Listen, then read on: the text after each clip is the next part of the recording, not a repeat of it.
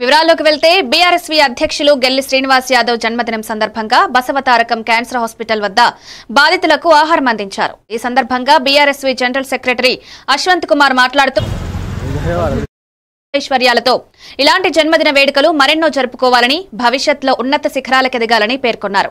ఈ కార్యక్రమంలో విద్యార్థి నాయకులు జోగు కిరణ్, కట్ట శ్రీనివాస్, వై రాజు తదితరులు పాల్గొన్నారు.